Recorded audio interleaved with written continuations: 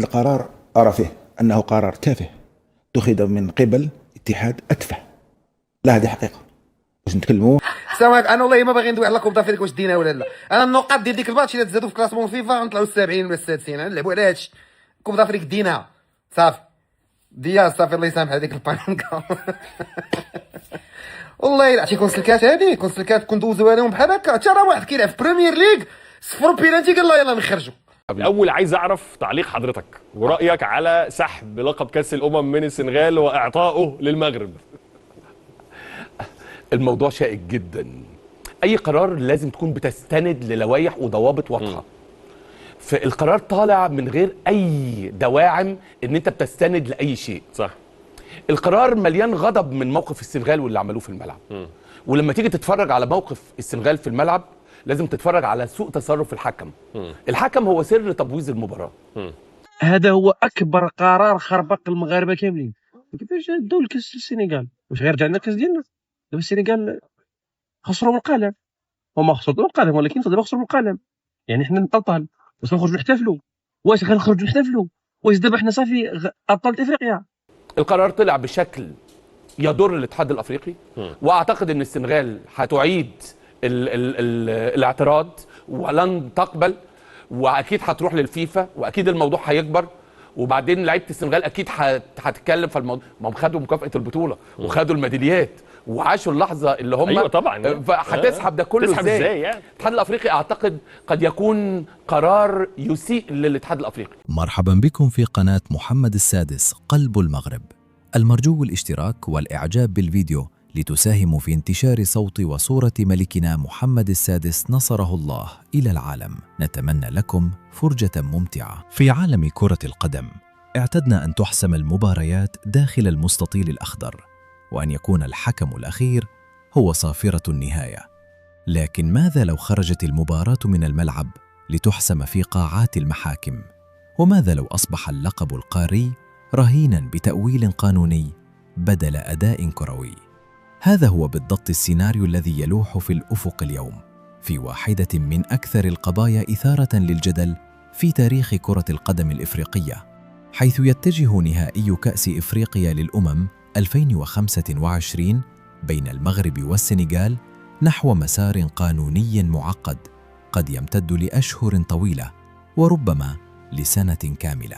بدأت فصول هذه القضية بعد قرار مفاجئ من الاتحاد الإفريقي لكرة القدم يقضي بسحب اللقب من المنتخب السنغالي ومنحه للمنتخب المغربي، وهو القرار الذي أحدث صدمة واسعة في الأوساط الرياضية والإعلامية، وفتح الباب أمام تساؤلات عديدة حول خلفياته وأبعاده القانونية.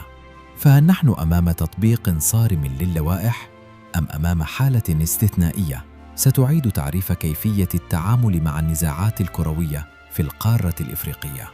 لفهم عمق هذه القضية لابد من العودة إلى جوهرها القانوني.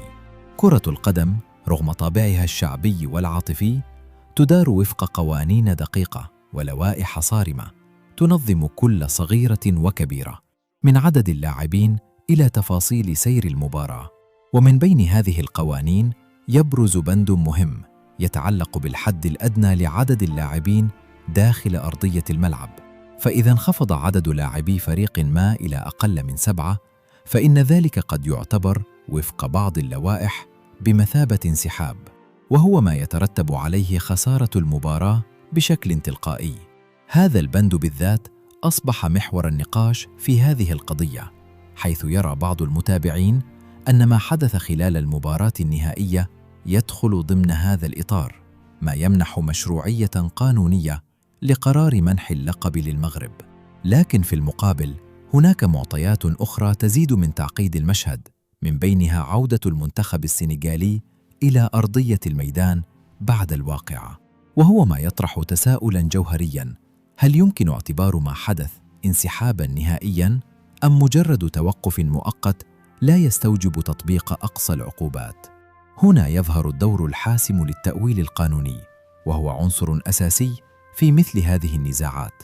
فالقوانين مهما كانت دقيقة لا يمكنها تغطية جميع الحالات المحتملة، ما يفتح المجال أمام التفسير، خصوصاً في القضايا التي تفتقر إلى نصوص صريحة. وفي هذه النقطة تحديداً تبرز أهمية محكمة التحكيم الرياضية التي يرتقب أن تكون الجهة الفاصلة في هذا النزاع. تعد هذه المحكمة التي يوجد مقرها في سويسرا أعلى هيئة تحكيمية في المجال الرياضي، وهي معروفة باستقلاليتها واعتمادها الصارم على النصوص القانونية، فقراراتها لا تتأثر بالعواطف أو الضغوط الإعلامية، بل تستند إلى تحليل دقيق للوائح والوقائع، وهو ما يجعل نتائجها أحياناً مفاجئة للرأي العام، لكنها منسجمة مع المنطق القانوني. وفي هذا السياق برزت تصريحات المحامي الفرنسي رومان بيزيني الذي رجح كفة المغرب بنسبة تصل إلى 75%. هذا التقدير لم يأتي من فراغ، بل يستند إلى قراءة قانونية دقيقة للملف، حيث يرى أن المعطيات الحالية تصب في اتجاه تثبيت قرار الكاف، خاصة إذا تم اعتماد تفسير صارم للوائح المتعلقة بعدد اللاعبين. لكن رغم هذه التوقعات، فإن المسار القانوني لا يزال في بدايته، فالطرف السنغالي إذا قرر الطعن مطالب باتباع مسطرة دقيقة تبدأ بإيداع طلب الطعن داخل أجل لا يتجاوز 10 أيام، مرفقاً برسوم مالية محددة، ثم تقديم مذكرة قانونية مفصلة تتضمن جميع الحجج والدفوعات. بعد ذلك تدخل القضية مرحلة التحقيق التي قد تمتد لعدة أشهر، يتم خلالها فحص جميع الأدلة والاستماع إلى الأطراف المعنية قبل الانتقال إلى مرحلة المداولات وإصدار الحكم النهائي. ومن النقاط المهمة التي يجب التوقف عندها أن الطعن في حد ذاته لا يوقف تنفيذ القرار، بمعنى أن اللقب يظل بشكل مؤقت في حوزة المنتخب المغربي ما لم يتم تقديم طلب إجراء تحفظي لتعليق القرار. هذا الإجراء بدوره يخضع لدراسة مستقلة، وقد يتم البت فيه خلال أسابيع قليلة، ما يضيف بعداً جديداً للتعقيد القانوني في هذه القضية.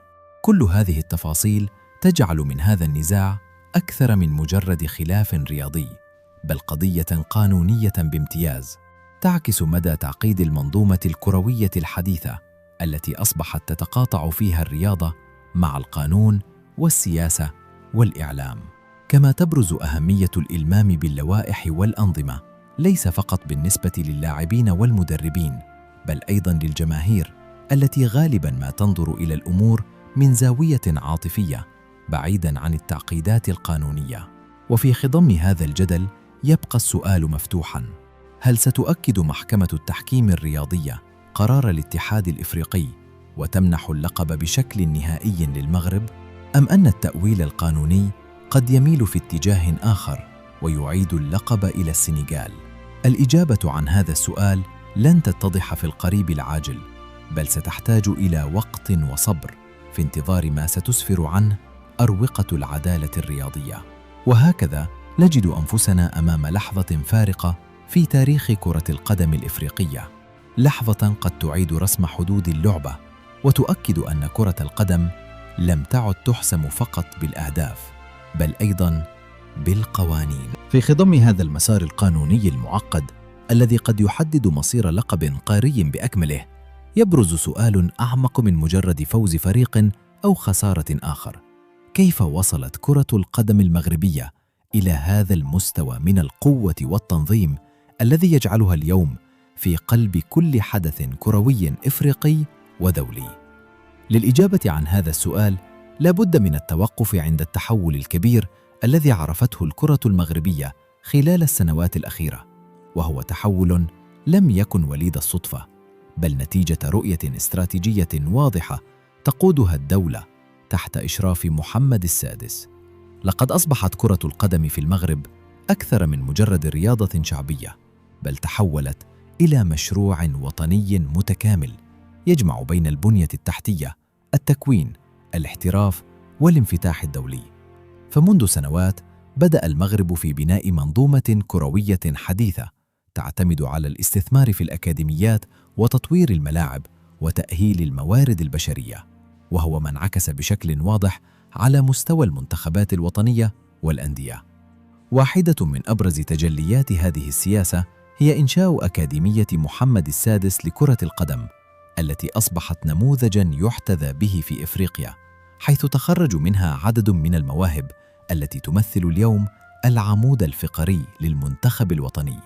هذه الأكاديمية لم تكن مجرد مشروع رياضي، بل كانت خطوة استراتيجية تهدف إلى ضمان استمرارية التفوق عبر تكوين جيل جديد من اللاعبين وفق معايير عالمية. إلى جانب ذلك، شهدت البنية التحتية في المغرب تطوراً كبيراً من خلال بناء وتجديد الملاعب وفق أحدث المواصفات الدولية، وهو ما جعل المملكة قادرة على احتضان أكبر التظاهرات الكروية بثقة واحترافية. هذا التطور لم يمر دون ملاحظة، بل أصبح المغرب وجهة مفضلة لتنظيم البطولات بفضل جاهزيته التنظيمية وقدرته على توفير ظروف مثالية للفرق والجماهير. وفي هذا السياق يأتي تنظيم كأس إفريقيا للأمم في المغرب كدليل واضح على الثقة التي تحظى بها المملكة داخل القارة الإفريقية. فتنظيم مثل هذه التظاهرة لا يتعلق فقط بتوفير الملاعب، بل يشمل منظومة متكاملة من الأمن، النقل، الإقامة والتسويق، وهو ما يتطلب تنسيقاً عالياً بين مختلف المؤسسات. وقد أثبت المغرب في مناسبات سابقة قدرته على النجاح في هذا التحدي، مما يعزز صورته كقوة تنظيمية رائدة في إفريقيا.